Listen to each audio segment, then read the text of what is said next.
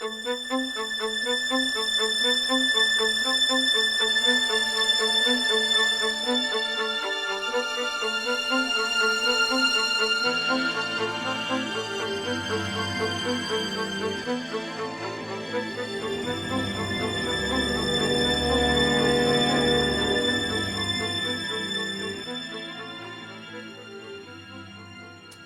joining me now is Samantha Vardeman. She is the senior director of Shared Hope International, a highly respected organization that is working tirelessly to prevent and eradicate sex trafficking. We've worked with them before on some of these issues, and we greatly appreciate the work that you do, Samantha. Thanks for being with us. Thank you. Well, let's talk about, we talked about this in terms with Tina, the girls that are here in the United States that are being trafficked. How are those from outside the country being brought into the country? Well, it depends on what kind of trafficking you're talking about. And there certainly are victims being trafficked into the country for sexual exploitation and for labor exploitation. But what we've really found is that the majority of victims that we're finding who are child sex trafficking victims are U.S. citizen or lawful permanent residents. Mm-hmm. So when we look at numbers, what's playing out is we're finding the vast majority of the exploitation is occurring right within our own citizen population. Certainly our proximity, certainly the borders we have with Mexico and Canada facilitate a certain amount of travel, a certain amount of movement of girls from other countries into the U.S., and that's certainly a problem that needs to be dealt with and is being dealt with very well and very aggressively. But we need to step up the enforcement of that kind of exploitation of our own U.S. citizen children. Do you see this as a growing problem? Is it stagnant? Is it growing? Is it receding? What's your take on it? It's hard to put a label on that. It certainly appears to be growing. There could be reasons that it appears to be growing. There could be better enforcement, more reporting, more identification that could be leading to greater numbers. But certainly what we have seen is that the sexual entertainment and the sexualization of our culture is encouraging a growing number of people who are demanding these services. And so if we want to look at the factors of supply and demand, then we would say it's growing. Yeah. Let me go a couple of questions that we've had sent in. One asking, what would be some of the signs that sex trafficking is happening in my community? Are there things that people should look for that might be a sign that it's happening or could be happening? There's certainly signs that one can look for. The number of sexually oriented businesses, for example.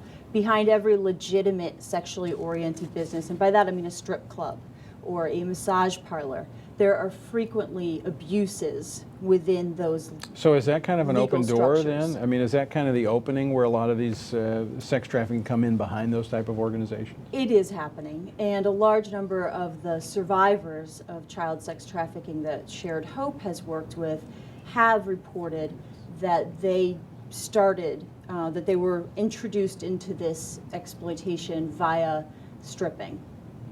Or via a massage parlor. And what are the ages that you generally work with? Tina was talking about 13 is the average age. Is that your experience as well? Yes, it is. 13 is the average age that a child is first exploited through prostitution. Mm-hmm. And then the numbers are staggering. At least 100,000 of these children every year in America are exploited through prostitution. Now, when this takes place, as Tina was talking about, it's the befriending, it's probably buying little gifts, it's watching. At some point, are they then taken away from the home and they're held, someplace else while they're forced into prostitution? The dynamic can vary. We have certainly worked with survivors who have never left the home, and all the exploitation occurred during school hours. Or in the evening while the parents were working. So the dynamic is really variable, so it's hard to pinpoint that exact scenario, but oftentimes a child is wooed away from the home, ultimately by the trafficker, and held in a family-like setting where a trafficker tries to recreate the family structure with him or her at the top of that structure and being the parent, if you will, and tries to, assert that level of structure within that scenario.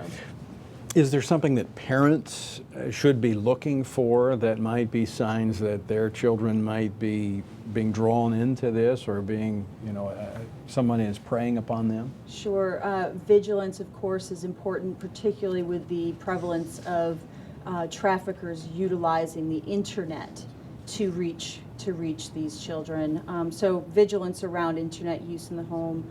But also just being a vigilant parent overall and knowing who the friends are and where they're going is very important. Of Now, course. Tina said that this happens kind of there's really no specific profile that this fit. It happens in different economic classes, different neighborhoods. But are there any commonalities that you've seen that might present a greater vulnerability for these girls? Yeah, there have been studies done that show that if there's sexual abuse or physical abuse as a young child growing up in a home, there will be an increased vulnerability for sex trafficking. But I also agree with Tina's statement that the real vulnerability is the age. Yeah. And I think that that's the critical factor right there is making sure that we're aware that no child can be blamed for what happens to them through a sex trafficking scenario. Shared Hope, how can people find out more about Shared Hope and the work that you do? Please go to our website, sharedhope.org.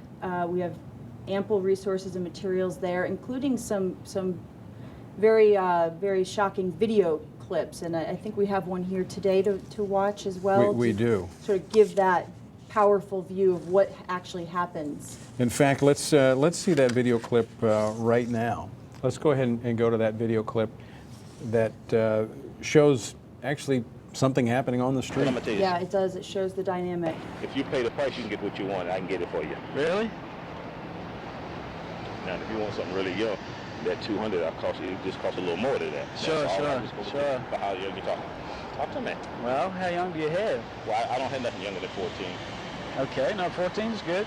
Okay. Yeah, that'd be great. Well, you're gonna have to add something to that.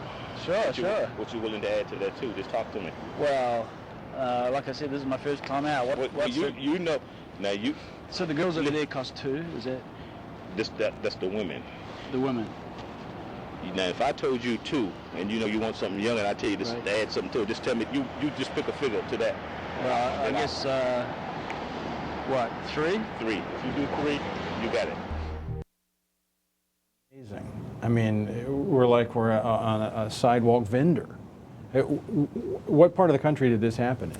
I can say it's in a major East Coast city, and An you're going to- anomaly, or is this? This is not an anomaly. This is something that you can find pretty much in any city and small towns as well. This is happening around the country more frequently than anyone would guess, and people are selling our children for sex in every city and town across America, and more terrifying than that is that people are buying it. Wow.